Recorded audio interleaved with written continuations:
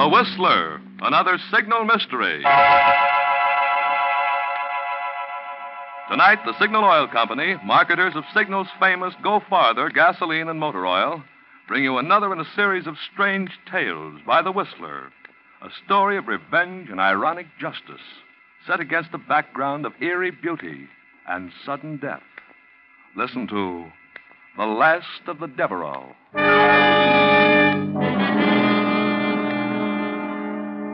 But first, an interesting fact. Last week, 100 motorists were asked how long since your front wheel bearings were repacked. Believe it or not, 72 out of the 100 didn't even know wheel bearings are supposed to be repacked, which will probably account for 72 cases of wheel bearing trouble at a time when car parts are hard to replace. You see, front wheel bearings aren't lubricated every 1,000 miles like the rest of your car. But every 10,000 miles, car manufacturers say front wheel bearings must be removed, cleaned, and packed with fresh grease. It's a precision job because the bearings must be adjusted so as not to bind, yet not be too loose. That's why it's a good idea to have your neighborhood signal dealer do this important job for you. He not only has the needed tools and special wheel bearing grease, but because he's in business for himself, you can count on him to do a conscientious job that will keep your wheel bearings happy for another 10,000 miles. Yes, 72 out of 100 didn't know it. But repacking your front wheel bearings is a mighty important way your neighborhood signal dealer can help your car go farther. And now,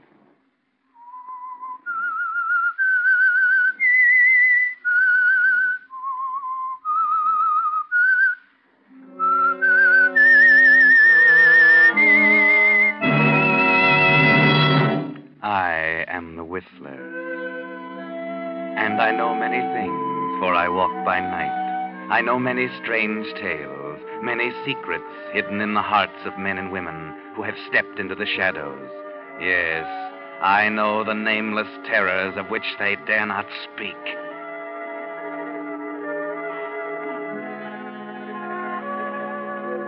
In the bayou country of the Deep South, a land inhabited by the descendants of early French settlers, stands an ancient mansion called the Cypresses.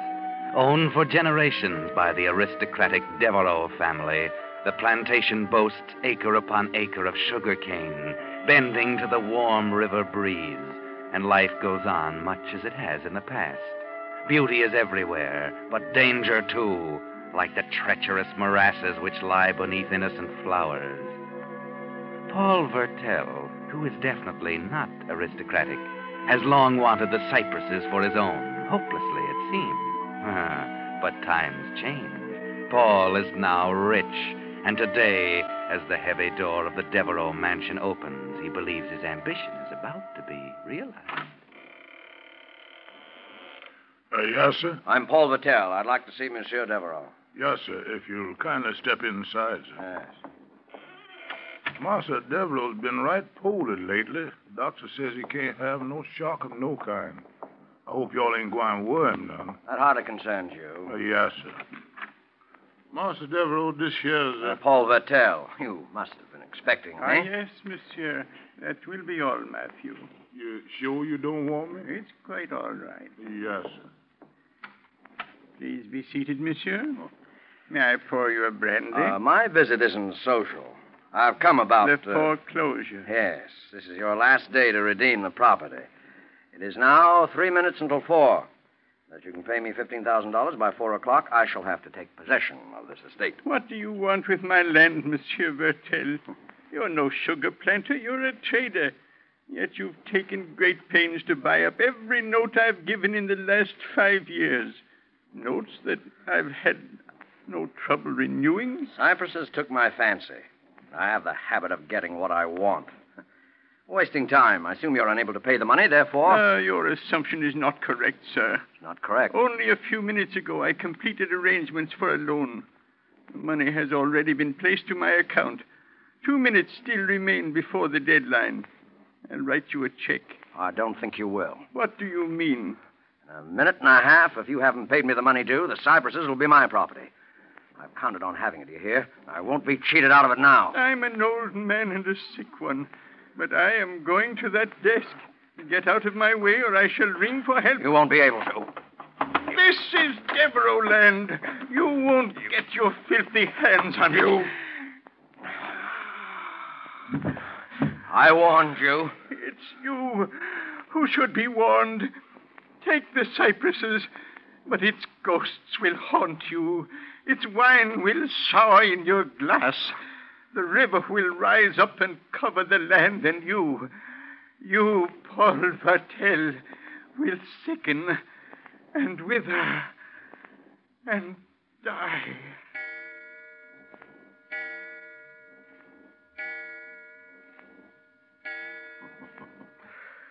I won, Devereaux. Your curse is as dead as you are. Who's there? Oh, Who are you? I can't... what have you done? The sun's shining in those windows. I couldn't see. Who are you? Is he dead? I don't know. Well, yes. Yes, he is. Matthew! It must have been his heart. We were just talking, and he suddenly collapsed. Here he is, Miss Ann. Oh, Lordy. Master Devereaux. I know who it was. I know it was this here gentleman who... Call Dr. Carson. And Matthew, get Charles and carry him to his room.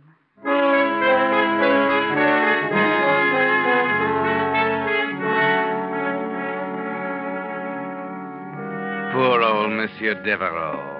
But how very fortunate for Paul Vertel, now the new master of the cypresses. Paul is quite pleased with the way things are going. By nightfall, a Dr. Carson has already signed the death certificate. An inquest would have been such an annoyance. Then, too, there is this Miss Anne, young and fascinating. Miss Anne, who at the dinner table identifies herself as Anne Martin, the Devereaux' housekeeper with a strong love for the cypresses, its gloomy old house, and its swamps. Now, what do you intend to do with the cypresses, Monsieur Vertel? Sell it at a handsome profit? Oh, no. I intend to live here, mademoiselle. When a man has spent 20 years fighting a highly unsympathetic world, he sometimes longs for a gentler mode of living. I mean to find it here. I believe there's an old family saying that only a Devereaux can be happy at the cypresses. I found that old family sayings have even less vitality than the old families which say them. I didn't know if you planned to stay, Monsieur Vertel, but I had a room prepared for you. I'm afraid there's no choice. I was, unfortunately, all too aware that Devereaux couldn't meet his obligations, so I made arrangements accordingly. An agricultural expert will be here first thing in the morning. I begin to understand your success in the world. Oh, but here's Matthew with some port wine. You'll find it very excellent. Ah. To the new master of the cypresses. And new life for a dying house.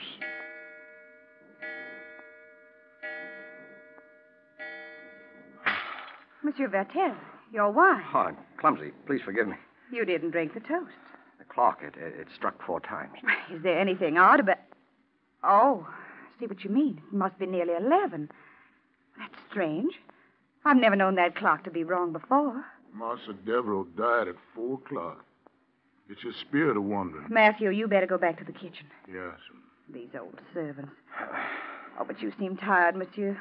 Would you like to go to your room? Huh? Oh, well, yes, I believe I would. It's been a trying day for us all. I'll show you up. Oh. It's at the head of the stairs. Thanks. That's a spooky place. I suppose a stranger would find it so. Oh, mademoiselle. Yes? Don't suppose you've made any plans for yourself, that is. Why, no, I haven't. Everything happened so quickly, I'll have to find another job, of course. I hoped you'd consider staying on here for a while at least. All right, monsieur, if you wish it. Oh. Someone will have to make arrangements for the funeral.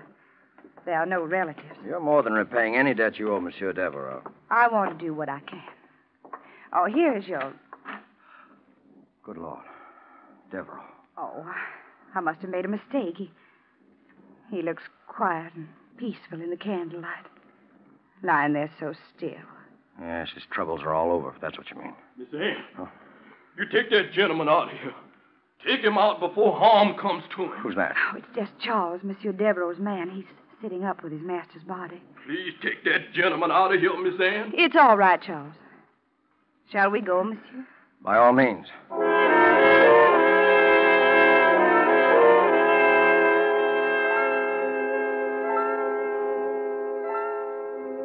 And so Paul Vertel becomes master of the cypresses.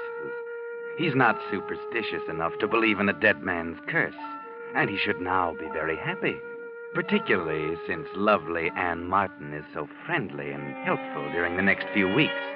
But there are other things which are not so pleasant.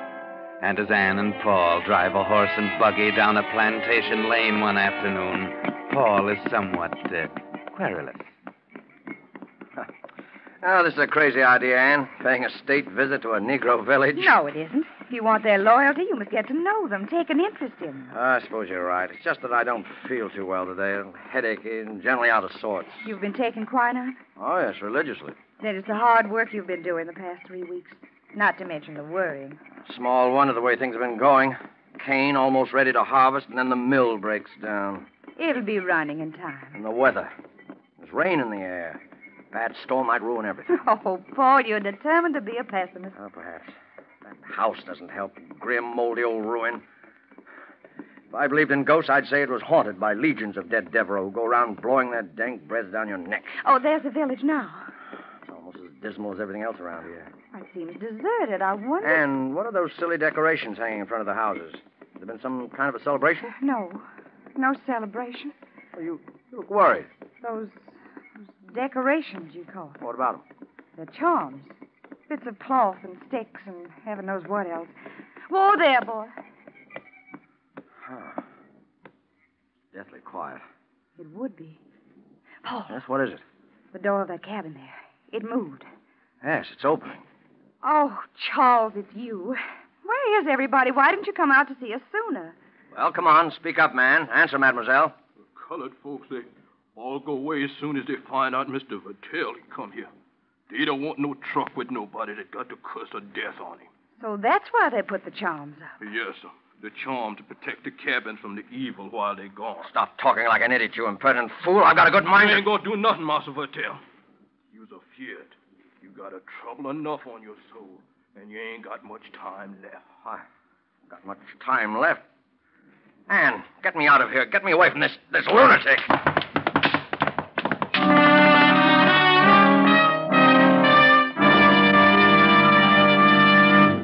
You are listening to The Whistler, another Signal mystery, brought to you by your friend, the Signal Oil Company, marketers of Signal's famous Go Farther gasoline and motor oil.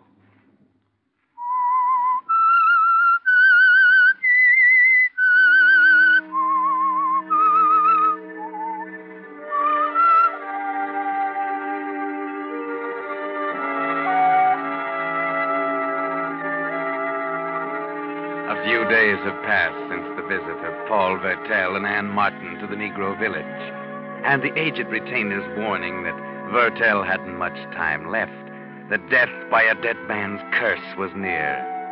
But today, Anne has persuaded Paul to accompany her on a picnic in the woods, perhaps in the hope that it will rouse him from his melancholy mood. Oh, come on with that picnic basket, slowpoke. You're a fine country gentleman. Out of breath already. Well, it's been a long time since I've spent an hour tramping through woods as thick as these.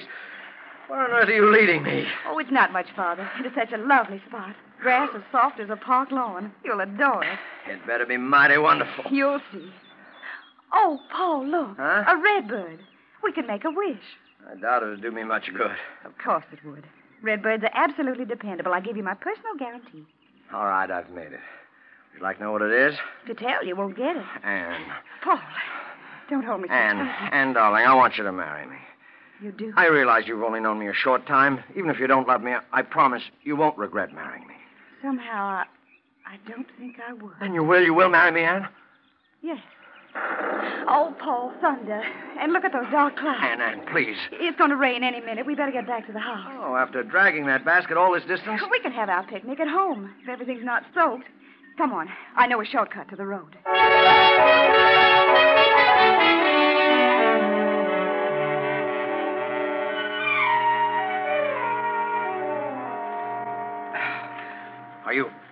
Are you sure you're going in the right direction? Looks as though we're heading into a swamp. You see that little hill over to the left? Yeah? The road's just beyond. Hurry, I felt a drop of rain. I can't keep this up much longer. I'm winded. Anne. Paul, here. Take my hand. Oh. Oh, the slime. It gives me the creeps. You're all right now. Lucky you didn't sink very deep. Stay on the path, though. These bogs are like quicksand. Oh, this is a horrible place. We'll soon be on solid ground.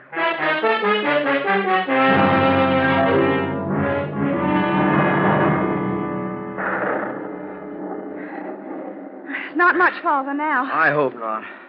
Hey, what's that on top of that hill? It's a marker of some kind, I guess. Only I don't remember anything of that sort around here. Well, there's a mound of earth there beside it. In a few steps, we'll be able to make it out. It seems to be a grave. Only... It's open. I don't understand. A grave out here in the middle of nowhere? Well, let's go on, Ann. I've caught my breath. I'm curious. It's a marker, all right. A tombstone. Something's written on it. There's still enough light to read by if we go closer. It's like the earth's freshly turned. The grave's empty. What? Don't read it, Paul. Huh? Let's go, quickly. I can scarcely see it. Here will lie the mortal remains... Paul, no. The mortal remains of Paul Vertel. Now doomed. Soon dead.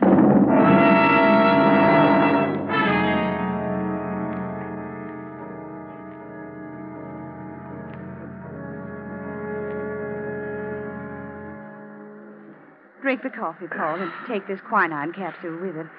You've got an attack of malaria. Yes, of course. I just can't hold myself. Those chills.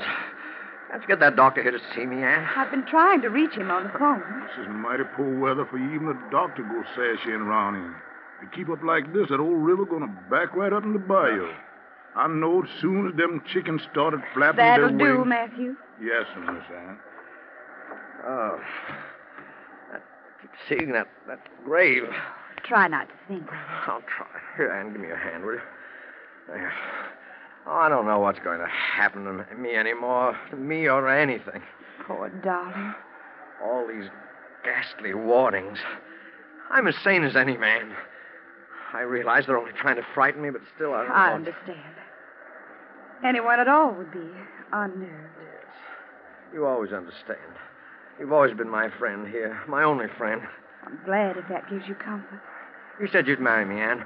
There's more of a risk now, financially at least. If the rain keeps up, the cane will be ruined. You think that would make a difference? No. That's why I don't hesitate to ask you. Ann, marry me right away, will you, tomorrow? We can drive into town, find a justice of the peace. Not San Michelle. Oh, wherever you wish. We can't have a proper honeymoon now. I'm needed on the plantation, but we can have a wedding reception and invite the neighbors for miles around. They can't refuse. Well, we can be gay for the first time in weeks. What do you say, Ann? But you're ill. The malaria. No, it's nothing. I'll be all right. Oh, would it be proper?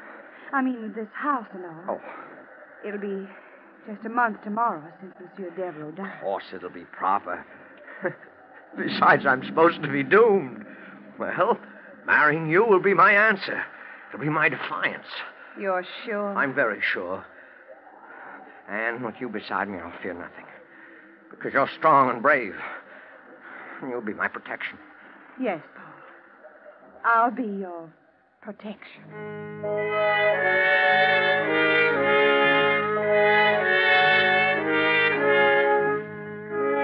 Paul feels that he's beaten his jinx now, that he'll have nothing else to fear.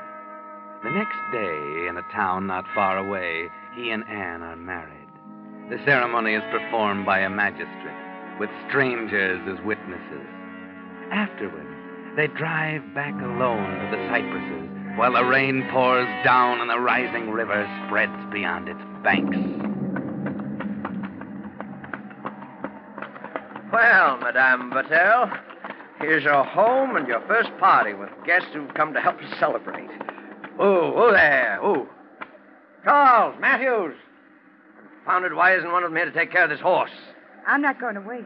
I'll come with you.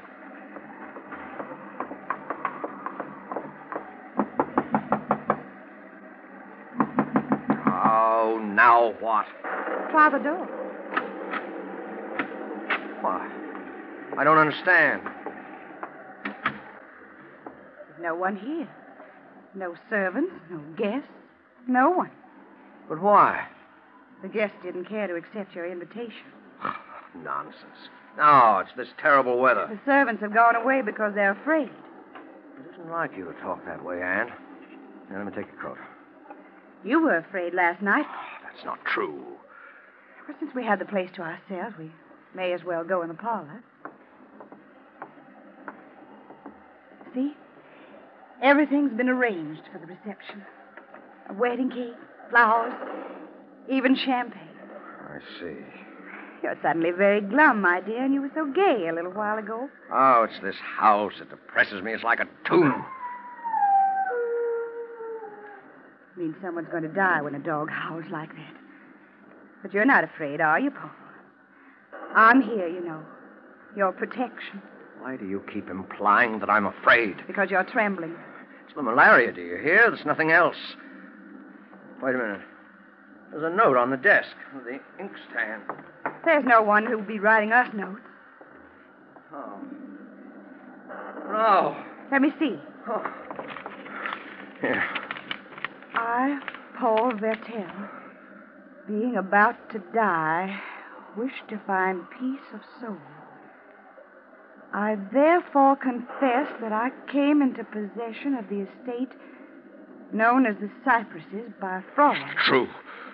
And by the murder done with my own hand of Robert Devereaux. Stop it. His handwriting, it's not yours. You mean you find it familiar?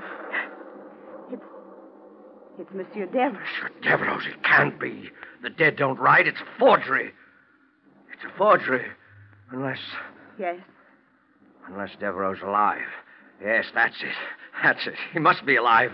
It's all been some ghastly joke. That's what it is. You'll find no comfort in that thought. Robert Devereaux is dead. I saw him buried. Well, then... The confession isn't signed. No, it's not going to be. No, this is a trumped-up fantasy to frighten me. But it's failed. It's failed miserably. Yes, Paul. Of course. Come on. Let's have some champagne. Come on. We'll have a toast. Toast to all the accursed Devereaux clan. May they rot in eternal perdition. The wine. Sour. Anne, what are you laughing at?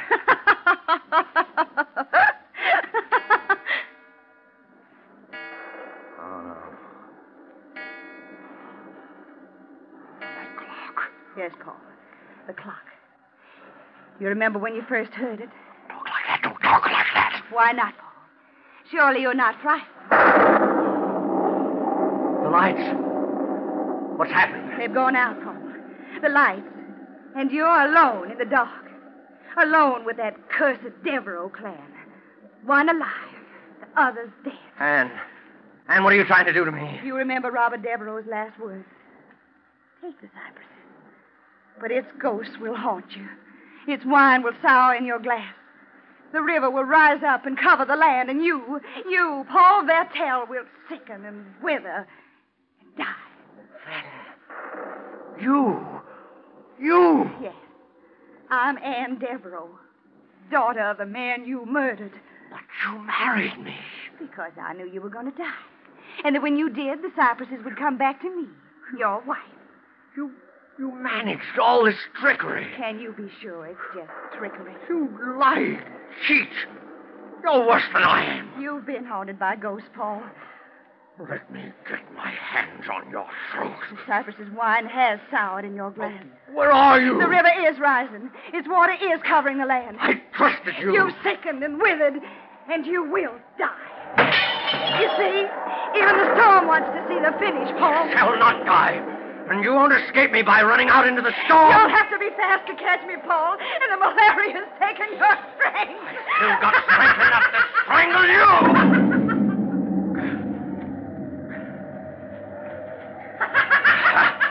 I'll kill you. I'll catch you and I'll kill you.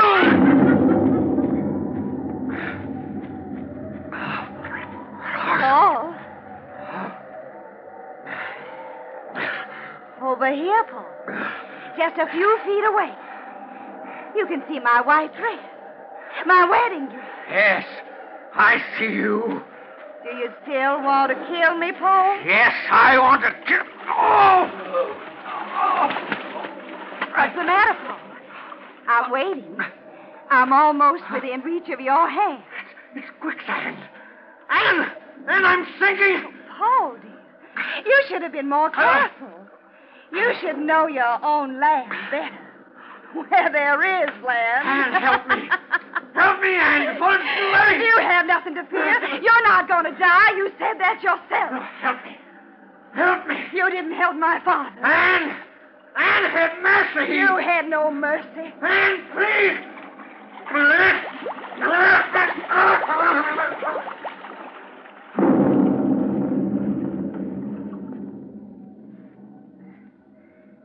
This is Devereaux land. Always shall be. The river will cover it. But when the waters recede, the cane will grow again.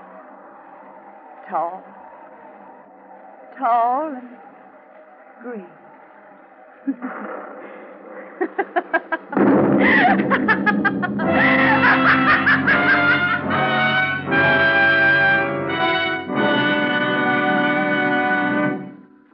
The Whistler will explain these strange happenings in just a moment. Meantime, here's an interesting incident called to our attention by Miss Norma Oberjorgi of Long Beach, California, who writes, "While returning from a trip recently, my motor heated up so I was afraid something serious was wrong. When I mentioned this to my signal dealer, he said, 'Wait a minute.' And pretty soon he was fussing around under the hood with a brush. It seems I'd driven through a swarm of insects, and they clogged the radiator grill. When he finished brushing out the insects, my car was running as cool as ever. It's really great to trade with a signal dealer like that." Yes, friends, it is great to trade with dealers who give not just the service you ask for, but also the service they know your car needs to make it last. That's why so many folks are switching to signal stations. They know that when a man's operating his own business, he naturally tries to please you better, so you'll come back again. And these days, when our present cars have to outlast the duration, such conscientious signal service can spell the difference between the 1 in every 12 cars that will go off the road this year and those that will go farther. Now, back to the Whistler.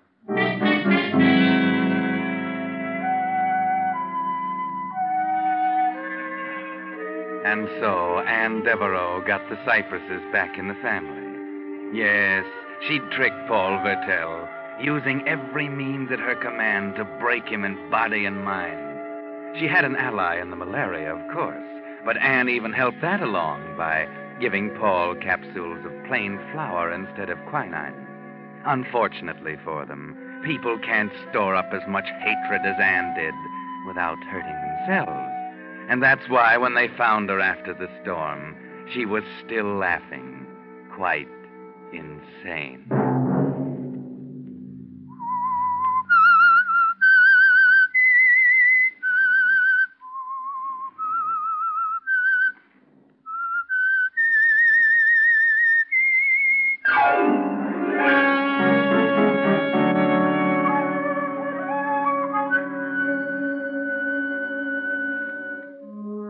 The Whistler is broadcast for your entertainment by the Signal Oil Company, marketers of Signal's famous Go Farther gasoline and motor oil, and your neighborhood signal dealer, at your service to keep your car running for the duration. The Whistler was produced by George W. Allen. Music composed and conducted by Wilbur Hatch. This program is being transmitted to our troops overseas by the Armed Forces Radio Service. Next Sunday night at 7:30, the Whistler will bring you another signal mystery, Till Death Do Us Part. Bill Pennell speaking.